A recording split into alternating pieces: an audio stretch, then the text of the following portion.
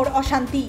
Civic ও village পুলিশের দাদাগিরির অভিযোগ ঘিরে উত্তপ্ত হলো 20 মাইল এলাকা।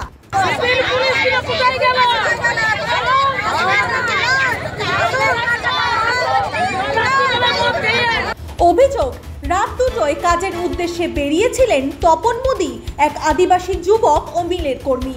ঠিক সেই সময় সিভিক ও ভিলেজ পুলিশের দুই কর্মী নাকি তাদেরকে আটকে নির্মমভাবে মারধর করে। এই ঘটনার পরেই ক্ষোভে ফেটে পড়ে স্থানীয়রা।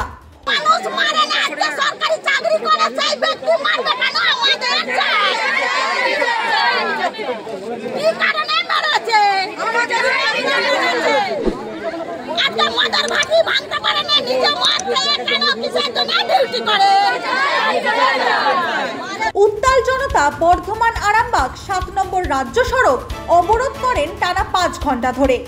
অফিস যাত্রী থেকে সাধারণ মানুষ সবাই আটকে পড়েন ভয়াবহ দুর্ভোগে। কোনখানে মেরেছিল?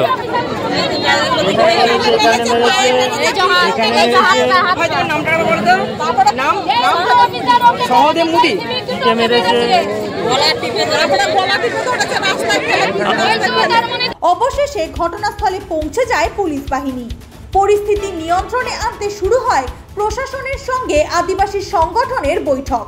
দীর্ঘ আলোচনার পর আশ্বাস দেওয়া হয় অভিযুক্ত দুই কর্মীর বিরুদ্ধে কড়া শাস্তিমূলক ব্যবস্থা নেওয়া হবে। এই আশ্বাসের পরেই অবরোধ উঠে যায়। ধীরে ধীরে স্বাভাবিক হয় যান চলাচল। তবে প্রশ্ন থেকেই যাচ্ছে সাধারণ জনগণের সাথে ট্রু নিউজ বাংলারও, এরা রক্ষক নাকি ভক্ষক? সিভিক আর ভিলেজ পুলিশের এমন দাদাগিরি বন্ধ কবে হবে?